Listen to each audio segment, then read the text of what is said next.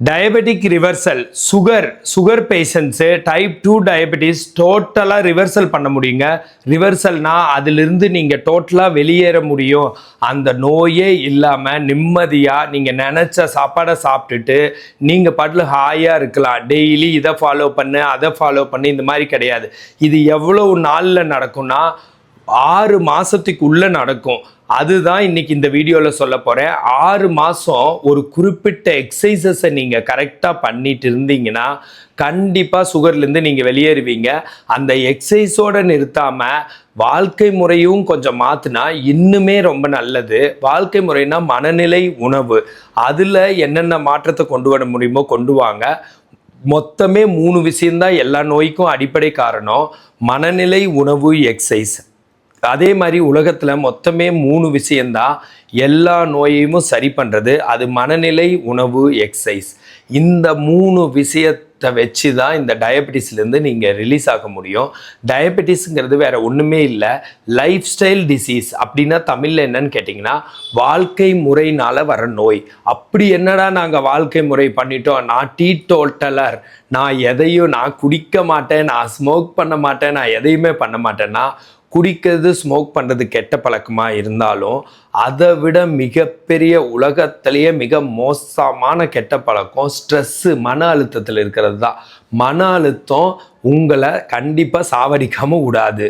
இதை ஏன் இப்படி ஒரு வேர்டை யூஸ் பண்ணுறேன்னா, இவ்வளோ ஹார்டாக சொன்னால் தான் நீங்கள் மன அழுத்தத்துலேருந்து வெளியில் வருவீங்கன்னு தான். மன அழுத்தம், ஸ்ட்ரெஸ்ஸு, டிப்ரெஷன் அப்படின்னா சோகம், மூட் அப்செட்டு, சும்மா என்னமோ போர் அடிக்கிற வாழ்க்கை. ஆங்ஸைட்டினா பாஸ்ட்டை நினைக்கிறது, ஃப்யூச்சர் நினைக்கிறது, கவலைப்படுறது, பயப்படுறது, ஃப்யூச்சரை நினச்சி பயப்படுறது, குழந்தைங்களை நினச்சி அவங்களுக்கு என்ன ஆகுமோ, இவங்களுக்கு என்ன ஆகுமோ, நம்ம இருக்கிற இடத்துல என்ன ஆகுமோ, இதெல்லாம் சேர்ந்து தான் உங்களுக்கு மன அழுத்தத்தை கொடுக்குது. சிலருக்கு இது உள்ளே வருது, சிலருக்கு யாரோ ஒருத்தர் உருவாக்கி விட்டுறாங்க, சிலர் தேவையில்லாமல் நாடகத்தை பார்த்தோ, நியூஸை கேட்டோ, எங்கேயோ ஒன்று பக்கத்து வீட்டில் நடக்கிறத கேட்டோ மன அழுத்தம் ஆயிடுறாங்க. மன அழுத்தமே ஆகக்கூடாது. எப்படி கஷ்டப்பட்டு கட்டினாதான் வீடு வருமோ, கஷ்டப்பட்டு படித்தாதான் படிப்பு வருமோ, கஷ்டப்பட்டு உழைச்சி சம்பாதிச்சு மிச்சம் பண்ணாதான் கார் வருமோ, அதே மாதிரியே கஷ்டப்பட்டு பிளான் போட்டால் தான் மகிழ்ச்சியும் வரும். மகிழ்ச்சி தானாக வரும்னு நினைக்காதீங்க. பிளான் போடணும். மகிழ்ச்சிக்கு என்ன பண்ணணும், யார்கிட்ட இன்னைக்கு பேசலாம், யாராச்சும் 2 பேர் கிடைச்சா நம்ம பேசிட்டு உட்காந்துருக்கலாம், நம்ம வீடியோ காலில் அவங்கள பார்க்கலாம், இவங்ககிட்ட ஃபோன் அடித்து பேசலாம், நம்மளுக்கு பிடிச்சவங்களோட இன்னைக்கு நம்ம டின்னர் சாப்பிட போகலாம், நம்ம அவங்களோட சினிமா பார்க்க போகலாம், பார்க்குக்கு போகலாம், ட்ராவல் போகலாம், நம்ம இன்னைக்கு ஒரு லவ்வில் இருக்கலாம், இல்லைன்னா ஒரு ரொமான்ஸ் பண்ணலாம், இல்லைன்னா நம்ம குடும்பத்தோட டைம் கழிக்கலாம், நம்ம குழந்தைங்களோட சுற்றலாம். ஏதாச்சும் ஒரு பிளான் போடணுங்க. இதை சமைச்சு சாப்பிட்லாம், அதை வாங்கி சாப்பிட்லாம். இது மாதிரி போட்டு தான் நம்ம மன அழுத்தத்தை இல்லாமல் பண்ணிக்க முடியுங்க. இது உண்மை. என்னதான் உள்ளுக்குள்ளே ஹாப்பினஸ் இருந்தாலும் வெளியில் என்விரான்மெண்ட்டும் நல்லா இருக்கணும். இன்னொன்று உள்ளே என்ன பண்ணணும்னா, சில தேவையே இல்லாமல் பண்ணிக்கிறாங்கல்ல மன அழுத்தத்தை. இந்த இடத்துல எப்போ பார்த்தாலும் வலிக்கிற மாதிரி, இங்கே வலிக்கிற மாதிரி, இங்கே பால்பிட்டேஷன் வர மாதிரி, அதையும் ஒழிக்கணும்.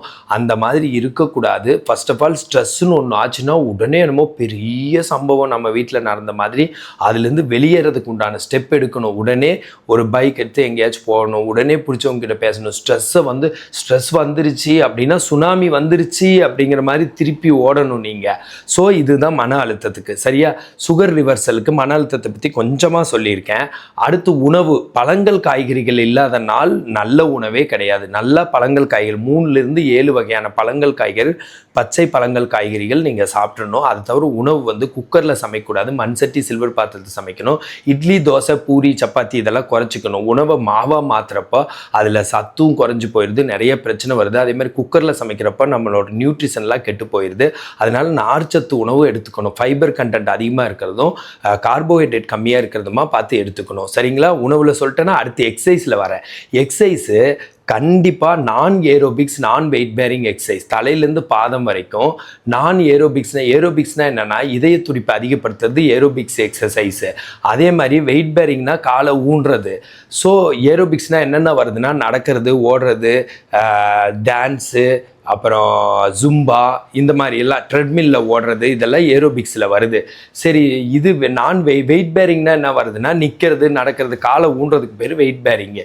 ஸோ இதெல்லாம் இல்லாமல் மல்லாந்து படுத்து, ரைட்டில் படுத்து, லெஃப்டில் படுத்து, குப்புறப்படுத்து, அப்புறம் உட்காந்து செய்கிற எக்ஸசைஸ் இருக்குது. நான் ஏரோபிக்ஸ், நான் வெயிட் பேரிங் எக்ஸசைஸ். அது வந்து ஜென்டிலாக இருக்கும். அது தலையிலேருந்து பாதம் வரைக்கும் ஒரு மசில் விடாமல் சொல்லி கொடுத்துருவேன். தலையில் இப்போ மூஞ்சில் ஃப்ரான்டாலிஸு, இப்போ நெத்தியில் corrugator supercilii, orbicularis oculi, nasalis, orbicularis ஓரிஸோ, upper orbicularis oris lower, mentalis, risorius, இப்படி ஃபேஸில் ஆரம்பித்து அப்புறமேல ஸ்டெர்னோக்ளைடோமாஸ்டைட், ட்ரப்பீசியஸ், அப்புறம் பைசெப்ஸ், ட்ரைசெப்ஸ், டெல்டாய்ட், அப்புறம் பிரேக்கியோரேடியாலிஸ், அப்புறம் forearm muscles, pectoral, abdominal, lumbosacral muscles, cervical muscles, அப்புறம் பெல்விக் ஃப்ளோர், இந்த யூரின்லாம் கண்ட்ரோல் பண்ணது இல்லைங்க அந்த மசில்ஸு, அப்புறம் தைஸு, இது குவாட்ரிசெப்ஸ், ஹாம்ஸ்ட்ரிங், காஃப் மசில், இது மாதிரி பாதம் வரைக்கும் ஒரு இது விடாமல் எல்லாத்துக்கும் சொல்லி கொடுக்குறப்ப என்ன ஆகுதுன்னா, மசில்ஸ் வந்து இன்சுலினே இல்லாமல் நம்மளோட சுகரை உள்ளே இழுத்துக்குது, குளுக்கோஸை. மசில்ஸு இன்சுலினே தேவையில்லாமல் இழுத்துக்குது இது மாதிரி ஜென்டில் எக்ஸசைஸ் செய்கிறப்ப. சரி, ஏரோபிக்ஸ் செஞ்சால் என்னன்னா, ஏரோபிக்ஸில் அன்ஃபார்ச்சுனேட்லி நிறைய நேரம் கஷ்டப்பட்டு செய்யறதுனாலையோ என்னமோ கார்டிசோல் அதிகமாக ரிலீஸ் ஆகுது, ஸ்ட்ரெஸ் ஹார்மோன் ரிலீஸ் ஆகுது, அட்ரினலின் ரிலீஸ் ஆகுது. ஸ்ட்ரெஸ் ஹார்மோன் ரிலீஸ் ஆகாமல் நல்லா ஹாப்பி ஹார்மோன் ரிலீஸ் ஆகிற மாதிரி மியூசிக் போட்டு இந்த மாதிரி செய்கிறப்போ என்ன நடக்குதுன்னா, நம்ம உடம்புல அந்த சுகர் அது இழுத்துக்குது. நான் இந்த எக்ஸசைஸ் தலையிலேருந்து பாதம் வரைக்கும்னு சொன்னேன்ல, அதில் மசில்ஸ் மட்டும் இல்லாமல் ப்ரீத்திங் எக்ஸசைஸும் இன்க்ளூட் பண்ணியிருக்கேன். ப்ரீத்திங் எக்ஸசைஸ் எல்லாம் ஒரு மெடிடேஷன் மாதிரி, ஸ்ட்ரெஸ்ஸை குறைக்கிற எக்ஸசைஸ் இது. அங்கே நீங்கள் ஓடுறது இதெல்லாம் ஸ்ட்ரெஸ்ஸை அதிகப்படுத்துறது. அது இல்லாமல் ஓடுறப்போ கார்டியாக் அவுட்புட் அதிகமாகிறதுனால ஹார்ட் பேஷண்ட்டுக்கு கெட்டதாக இருக்குது. முழங்கால் வலி இருக்கிறவங்களுக்கு ஆக மாட்டேங்குது, சயாட்டிக்கா இருந்தால் ஆக மாட்டேங்குது, இடுப்பு வலி இருந்தால் ஆக மாட்டேங்குது, கழுத்து வலி இருந்தால் ஆக மாட்டேங்குது, அப்புறம் இன்னும் நிறைய ட்ரபிள்ஸ் இருக்குது, வேரிகோஸ் வெயின், அது இதுன்ட்டு. ஸோ அதுக்கெல்லாம் சைடு எஃபெக்ட் இல்லாமல் நான் ஏரோபிக்ஸ், நான் வெயிட் பேரிங் என்ன பண்ணுதுன்னா, ஜென்டிலாக நம்மளோட சுகரை அது இன்டேக் பண்ணிக்குது. இன்னொன்று, இன்சுலின் ரெசிஸ்டன்ஸ் தானே சுகரு, இது இன்சுலின் சென்சிட்டிவிட்டி அதிகப்படுத்துது, இன்சுலினை உள்ளே இழுக்கிறதுக்கு செல்ஸை ரெடி பண்ணுது. இன்னொன்று என்ன பண்ணுதுன்னா, இந்த மாதிரி எக்ஸசைஸ் வந்து இதை சுற்றி நம்ம பேங்க்ரியாஸை சுற்றி இருக்கிற ஃபேட் இருக்குல்ல, கொழுப்பு, அப்புறம் லிவரை சுற்றி அந்த கொழுப்பு எல்லாம் கரைச்சி விட்டுருது. எக்ஸசைஸ் தானே கரைக்கும், எக்ஸசைஸ் கரைச்சி விட்டுருது. சர்க்குலேஷன் டெய்லி அதிகமாகிறதுனால நம்மளோட செல்லுலார் ஹெல்த் நல்லா இருக்குது, பிளட் சர்க்குலேஷன் அதிகமாகுது இந்த எக்ஸசைஸில். அதனால செல்ஸுக்கு சேர வேண்டியதெல்லாம் சேர்ந்து இதன் மூலம் தான் வந்து சுகரை சரி பண்ணுது. கடைசியாக நான் சுகர்னா என்னன்னு சொல்லிடுறேன். சுகர்னா என்னன்னா, நம்மளோட உடம்புல அதிகமாக கார்போஹைட்ரேட், மாவுச்சத்து, என்னத்தையாச்சும் கண்ட சர்க்கரை எதையோ நம்ம போட்டோ இல்லை பரம்பரையிலையோ ஏதோ ஒன்றில் நம்மளோட உடம்புல இருக்கிற ரத்தத்தில் இருக்கிற சர்க்கரையோட அளவு அதிகரிக்குது. சர்க்கரையோட அளவு அதிகரித்தா அது செல்ஸ்குள்ளே போகிறதுக்காக நம்மளோட உடம்புல இருக்கிற கணையம் பேங்க்ரியாஸ் வந்து அதிகமாக இன்சுலினை சுரக்குது. ஏன்னா இன்சுலின் தான் சர்க்கரையை செல்லுக்குள்ளே கொண்டு போகிற ஒரு மெசஞ்சர், ஒரு தூதுவர். இன்சுலின்கிறது ஒரு ஹார்மோன் தான் அதை உள்ளே இழுத்துட்டு போவோம். அந்த இன்சுலின் அதிகமாக சுரக்க வச்சு என்ன பண்ணுதுன்னா, நம்ம சர்க்கரையை வந்து செல் இழுத்துக்கு பார்க்குது. ஆனால் செல்லு என்ன பண்ணுதுன்னா, சர்க்கரையோட அளவு அதிகமாக இருக்கிறப்போ அந்த இன்சுலினுக்கு வந்து ரெசிஸ்டன்ஸ் ஃபார்ம் பண்ணிடுது, உள்ளே இழுக்கிறது இல்லை, இன்சுலினையும் இருக்கிறது இல்லை, சர்க்கரையும் இழுக்கிறது இல்லை. அப்போ சர்க்கரையோட அளவு உடம்புல அதிகமானோடனே பேங்க்ரியாஸ் இன்னும் அதிகமாக, என்னடா சர்க்கரை அளவு அதிகமாக ரத்தத்துக்குள்ளே இருக்குன்னா அதிகமாக சுரக்க ஆரம்பிக்குது. அதிகமாக இன்சுலினை சுரக்க ஆரம்பிச்சோன்னே என்ன நடக்குதுன்னா, அந்த பேங்க்ரியாஸ் வந்து வேலை செஞ்சு டயர்டாகி ஒரு நாளைக்கு சரியாக இன்சுலினே சுரக்காத ஸ்டேஜ் ஆயிடுது. அப்போ அதனால தான் வந்து சர்க்கரையோட அளவு அதிகமாகுது. ஆனால் நம்ம இந்த ஜென்டில் எக்ஸசைஸ் பண்ணுறது மூலம் நம்ம சர்க்கரையை ஆட்டோமேட்டிக்காக இன்சுலின் இல்லாமையே இழுத்துக்குது. ஸோ சர்க்கரையோட அளவு குறைக்குது. ஸோ பேங்க்ரியாஸ் அதிகமாக சுரக்காது. இன்னொரு பக்கம் நம்மளோட இன்சுலின் ரெசிஸ்டன்ஸ், இதுக்கு பேர் இன்சுலின் ரெசிஸ்டன்ஸ், சர்க்கரை நோயாளிக்கு பேர். ஆனால் எக்ஸசைஸ் பண்ணால் நடக்கிறது இன்சுலின் சென்சிட்டிவிட்டி. அது சென்சிட்டிவிட்டியை அதிகப்படுத்தி இன்சுலினை உள்ளே இழுத்து ரிவர்சல் பண்ணுறதுக்கு ரொம்ப ரொம்ப ஹெல்ப்ஃபுல்லாக இருக்குது. உலகத்திலேயே இதுதான் பெஸ்ட் மெத்தடாக இருக்குது. த்ரூ எக்ஸசைஸ் சரி பண்ணுறதா.